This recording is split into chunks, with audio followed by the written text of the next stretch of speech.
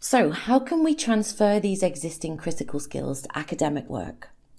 The main issue that most people have with criticality is not the actual thinking skills, it's getting those skills across onto the page where the marker can see them. This is why so many of us have received feedback that says things like, be more critical, or this writing is too descriptive.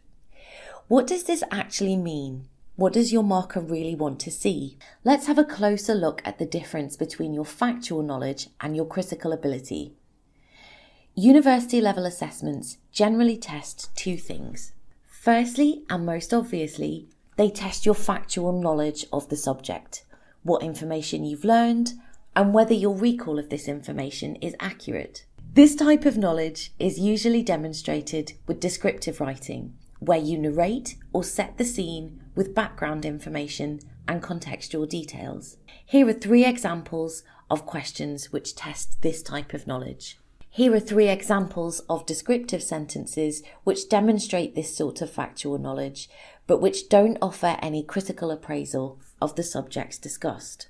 Obviously, you need some description of this type. However, too much of this type of writing and knowledge is what results in work being deemed too descriptive. It shows the marker that you can remember facts and details, but it doesn't show them that you can analyse, evaluate, or synthesise these facts into an evidence-based assessment of the subject. This applies to all types of evidence. Whether you're discussing a 16th century sonnet or the results of a clinical trial, you need to ensure that you're not simply narrating and describing this evidence, but evaluating it too.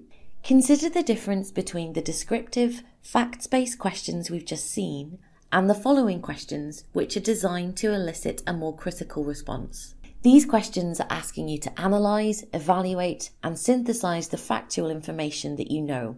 And here's where it gets tricky, because whilst those facts-based questions have a clear right or wrong answer, a critical appraisal of something is based entirely on your own independent analysis of the evidence, rather than reaching a straightforward answer.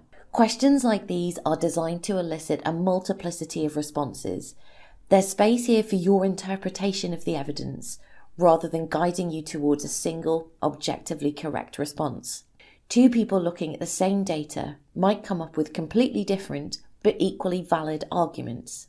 The key is to make sure that your arguments are solidly backed up with evidence. This is what your marker is interested in. So, what does this elusive critical writing actually look like on the page? Here is a fictional essay question with 3 critical rather than descriptive responses. Even though these statements all disagree with each other, they're all critical responses, and any of them would be an acceptable response to the question, providing you can find information to justify it.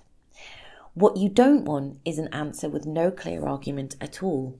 Learning to write critically is not about giving equal weight to every possible response in the name of balance, but showing off your ability to prioritise the strongest evidence.